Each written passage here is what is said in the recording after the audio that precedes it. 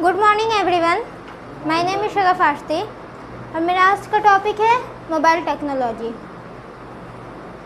आप लोगों को पता है मोबाइल टेक्नोलॉजी कितने तरह के होते हैं?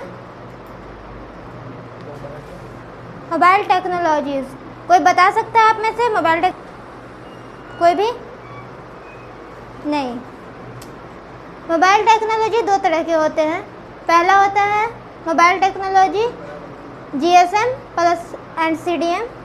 दूसरा होता है डाटा टेक्नोलॉजी, जिसमें आते हैं 1G 2G 3G 4G। GSM के बारे में कोई जानता है? इसका फुल फॉर्म कोई नहीं? जी बताइए। System for mobile communication. ठीक है, इसके बारे में कुछ बता सकते हैं? बताइए। जैसा कि नाम से ही पता चलता है, global system for mobile communication. ये पूरे विश्व में एक दूसरे को कम्युनिकेशन से जुड़ता है, टेक्नोलॉजी से जुड़ता है। वेरी गुड, बढ़ रही है। इसका फुल फॉर्म होता है global system for mobile communication. ये किसी वायर से नहीं होता है, लेकिन ये इंटरकनेक्टेड होता है, जो हमें पूरे विश्व में एक दूसरे से इंटरकनेक्टेड जोड़ता है, जिसकी वजह से हम एक दूसरे से बातचीत कर पाते हैं, उनसे कम्युनिकेशन कर पाते हैं। तो उसको हम बोलते हैं global system for mobile communication. इसके भी कुछ पॉइंट होते हैं। ये ऑपरेट करते हैं 900, 1800 मेगाहर्ट्ज़, 1900 मेगाहर्ट्ज़ फ्रीक्वेंसी पे ये काम करता है। दूसरा है, ये एक चिप डिपेंडेंट टेक्नोलॉजी है। एक सिम या चिप छोटा सा होता है, उस पर ये आपका डिपेंड करता है, उस पर ये आपका काम करता है। तीसरा है GSM handset have to be loaded with a SIM card. आपका GSM मोबाइल होगा कोई भी, उसमें एक सिम लगाया जाता है, छोटा सा चिप टाइप का। ये उसकी वजह से ये कनेक्ट होता है और हमें पूरे विश्व से जोड़ता है। GSM स्ट्रक्चर डिज़ाइन, कोई पढ़ेगा इस पॉइंट को?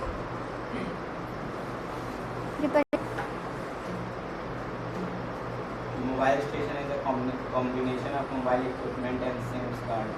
The base station subsystem help in communicating with the mobile of a network. It consists of two elements: base station, substation, and base station control. Base station सब systems मतलब कि एक station है, base है उसका, जिसके अंतर्गत वो काम करता है। ठीक है। दूसरा मोबाइल स्टेशन, जहाँ पे मोबाइल के माध्यम से हम लोग एक दूसरे को जोड़ते हैं। मोबाइल का एक बेस होता है, एक सिस्टम स्टेशन होता है, उससे हम इसको जोड़ते हैं। ऑपरेशन एंड सपोर्ट सिस्टम, ये ऑपरेट करता है, सपोर्ट करता है एक दूसरे को, सिस्टम को, उससे हम लोग को एक दूसरे से जोड़ता है।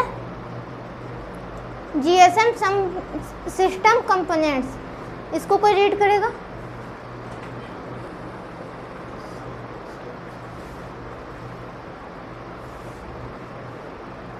The base station mobile station is a combination of mobile equipment and SIM card. The base station subsystem helps in communicating with the mobile on network. It consists of two elements: base. बढ़ रही। Mobile station is a combination of mobile equipment and SIM card. कहने का मतलब है कि mobile station जो होता है कम्युनिकेशन, वो मोबाइल इक्विपमेंट, यानी एक मोबाइल होता है आपके पास, जो स्मार्टफोन सबके पास होता है, और उसमें एक सिम लगाया जाता है छोटा सा, उससे वो दोनों मिल करके उसका कॉम्बिनेशन बनता है। The base station subsystem helps in communication with the mobiles on a network.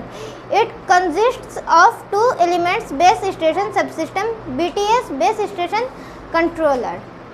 कहने का मतलब है कि हम जो कम्युनिकेशन करते हैं वो मोबाइल नेटवर्क से होता है। आप जब सिम लगाते हैं तो आपके मोबाइल में एक नेटवर्क आता है, उससे हम एक दूसरे से कनेक्ट होते हैं, जिसकी वजह से हम कम्युनिकेशन कर पाते हैं। BTS consists of hardware equipment like radio transmitters and receivers. कहने का मतलब है एक हार्डवेयर इक्विपमेंट होता है, जैसे रेडियो ट्रांसमीटर हो गया और भी होते हैं तो वो रिसीव करते हैं, रिसीवर्स जैसे होते हैं वो सब रिसीव करते हैं। गड़बड़ हो जाएगा। The BSC forms the next stage in the GSM network. It controls a group of BTSs and is often co-located with one of the BTSs in this group.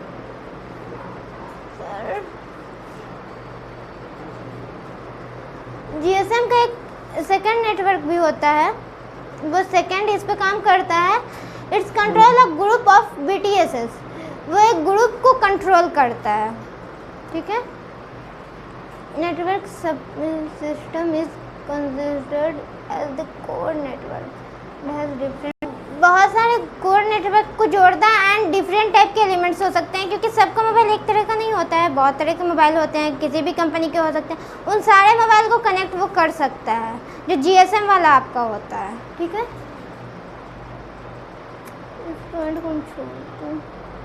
Visit location registers VLR is the database which comprises information about subscribers currently being in the service area of MSC VLR visitor location register integrated with the MSC and carries out location register and updates. ये किसी भी location को, इसका कोई एक ये नहीं होता है कि हाँ ये इसी लोकेशन पे आपके काम करेगा, या आपको हर लोकेशन पे आपको कम्युनिकेट कर सकता है, आपको एक दूसरे से जोड़ सकता है। इसका कोई ये नहीं होता है कि ये इतने ही दूर में काम कर सकता है या इससे ज़्यादा दूर, इसका कोई भी रिस्ट्रिक्शन नहीं होता। CDMA, इसको कोई पढ़ेगा?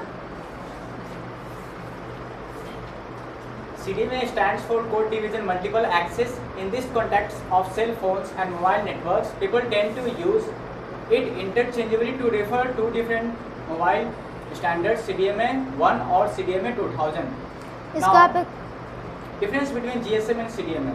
Main difference between two technologies is air interface, that is the interface between your device and the base station.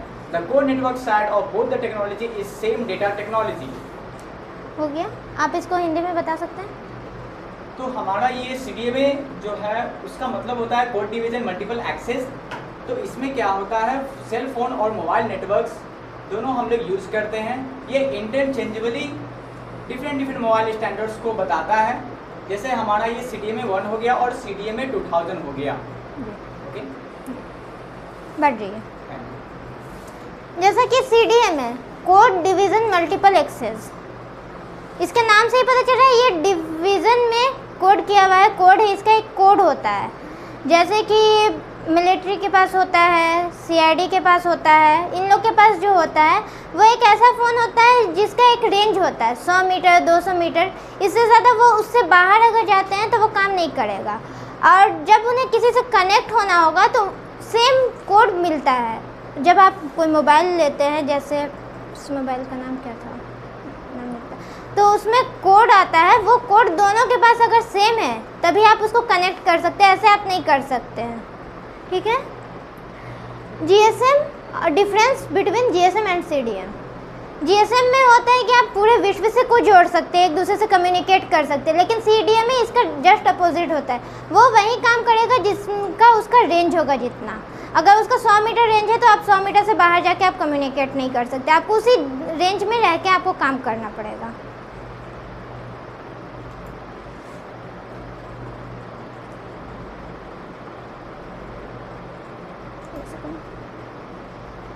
यहाँ पे हम फिर पढ़ेंगे डाटा टेक्नोलॉजी के बारे में। डाटा टेक्नोलॉजी कितने तरह के होते हैं? 5। कौन कौन से 1G, बताइए। 2G, 3G, 4G and 5G। 1G, बढ़िए। Thank you. 1G जो हमारा फर्स्ट जनरेशन है, G का मतलब होता है जनरेशन, वो 1980s में था। लेकिन फर्स्ट जनरेशन जब आया था तब उसमें बहुत सारी दिक्कतें भी थी। जब स्टार्टिंग में वो आया तो उसमें बहुत सारी दिक्कतें होती थी, जैसे उसका साउंड क्वालिटी बहुत ही लो था, पुअर था। अगर आप किसी से बात कर रहे हैं तो बहुत ही हल्का, एकदम मतलब ख़राब आवाज़ हो। फिर स्पीड ट्रांसफ़र भी बहुत लो था। अगर आप कोई एक छोटा सा फाइल भी भेज रहे हैं तो उसमें आपको बहुत टाइम लगता था, 1 घंटा 2 घंटा लग जाता था। उसके बाद फिर आया 2G, जो उससे थोड़ा बेहतर था, 1G से थोड़ा बेहतर। 2G is the second generation technology which introduced the concept of digital modulation, which meant converting voice only into digital code। 2G जब आया तो उससे बेहतर हुआ और उसमें कुछ फैसिलिटीज़ भी थे। आपको जो वीडियो, अगर आपको कुछ सेंड करना है, कोई फ़ोटो सेंड करना है, तो वो थोड़ा उससे 1G से थोड़ा स्पीड में जाता था। Limitation of 1G as the omitted the radio power from handset, thereby making life healthier, and it had enhanced privacy too। 1G का जो था वो आपका हाथ के से था, लेकिन वो बहुत ही प्राइवेसी रहता था, इससे थोड़ा ये था। और 3G is the current generation of mobile communication standards। 3G allows simultaneous use of speech and data services.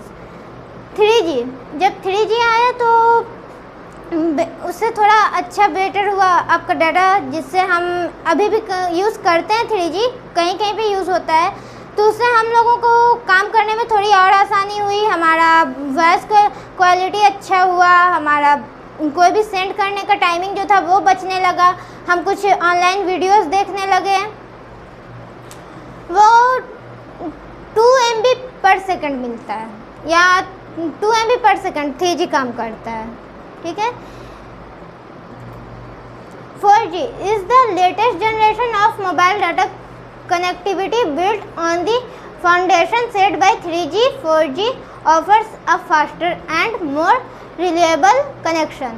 जब 4G आया तो वो उससे भी ज़्यादा अच्छा था। अब हम उसको काम कर सकते हैं बहुत अच्छे से। अगर हमें कोई वीडियोस भेजने हैं तो बहुत ईज़िली हमारा वीडियो सेंड हो जाता है, एक जगह से दूसरी जगह भेज देते हैं। वीडियो कॉलिंग, बहुत सारी बातें हो जाती हैं, हम मीटिंग भी कर सकते हैं, ये सारी फैसिलिटीज़ हैं। अगर अपलोड करना है कोई इमेज तो बहुत आसानी से, बहुत ही ईज़िली, कम टाइम में हम कर लेते, कुछ सेकंड्स में हमारा अपलोड हो जाता है सारे इमेजेस भी। Thank you.